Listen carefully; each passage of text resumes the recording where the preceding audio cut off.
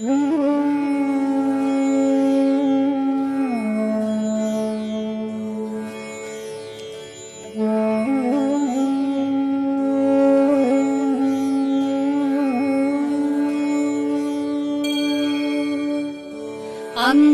हरेः पुलकभूषणमाश्रयन्ति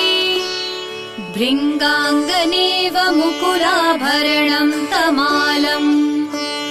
अङ्गीकृताखिल विभूतिरपाङ्गलीला माङ्गल्यदास्तु मम मङ्गलदेवतायाः मुग्धा मुहुर्विदधति वदने मुरारेः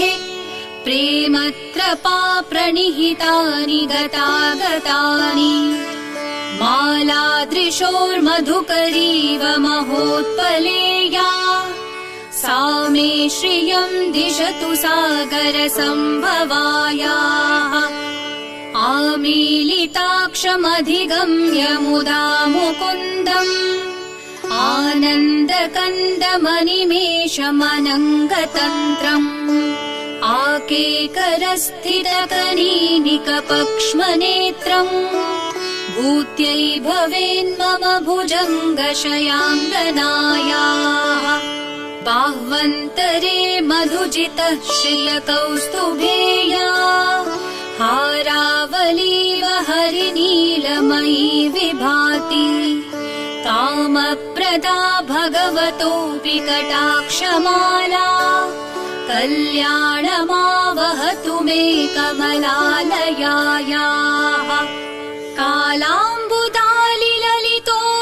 कालाम्बुदालिललितोरसिकैटभारे धाराधरे स्फुरति आतडिदङ्गनेव मातुः समस्तजगतां महनीयमूर्तिः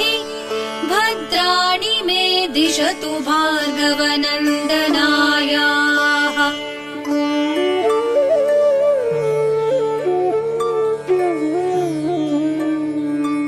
प्राप्तं पदं प्रथमतः खलु यत्प्रभावात् माङ्गल्यभाजि मधुमाथिनि मन्मथेन मय्यापते तदिह मन्थरमीक्षणार्धम् मन्दालसं च मकरालय कन्यकायाः विश्वामरेन्द्रपदविभ्रमदानदक्षम् आनन्दहेतुरधिकं मुरविद्विषोऽपि ईशन्निषीदतु मयि क्षणमीक्षणार्धम् इन्दीवरोदरसहोदरमिन्दिरायाः इष्टाविशिष्टमतयोऽपि यया दयार्द्रदृष्ट्या त्रिविष्टपपदं सुलभं लभन्ते